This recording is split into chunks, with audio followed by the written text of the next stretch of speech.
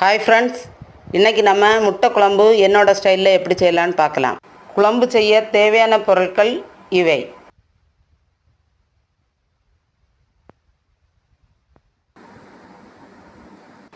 வாணலியில் அரை ஸ்பூன் எண்ணெய் ஊற்றி துருவிய தேங்காயை சேர்த்து பொன்னிறம் வரும் வரை வறுக்கவும். கடைசியாக அரை ஸ்பூன் மிளகாய் பொடி, 3/4 ஸ்பூன் மல்லிப்பொடி போட்டு ஒரு கிண்டு கிண்டி அடுப்பை அணைக்கவும்.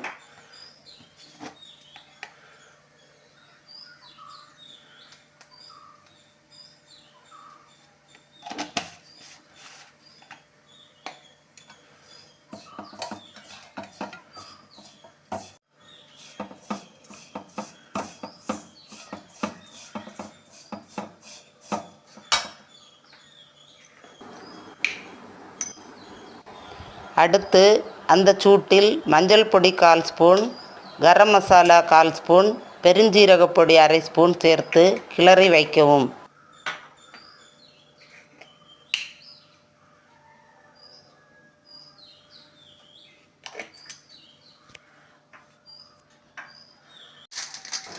அதனுடன் அரை ஸ்பூன் சிக்கன் மசாலா சேர்க்கவும்.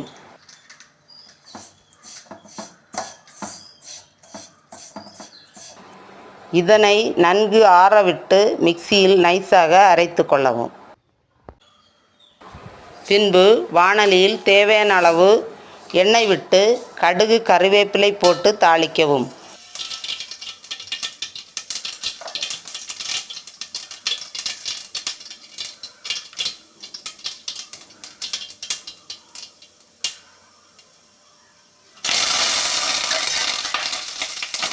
பின்பு நறுக்கிய சிறிய வெங்காயத்தை சேர்த்து நன்கு 5 நிமிடம் வதக்கவும்.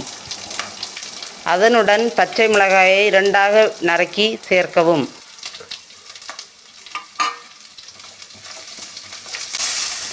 பின் தக்காளி சேர்த்து வதக்கவும்.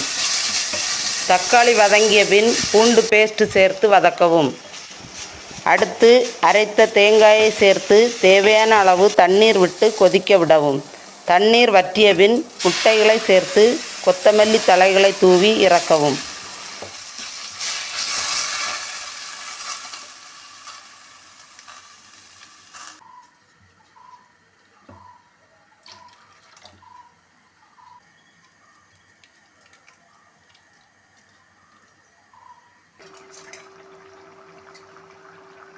மறக்காமல் நம்ம சேனலை லைக், ஷேர் அண்ட் சப்ஸ்கிரைப் பண்ணுங்கள். தேங்க்யூ.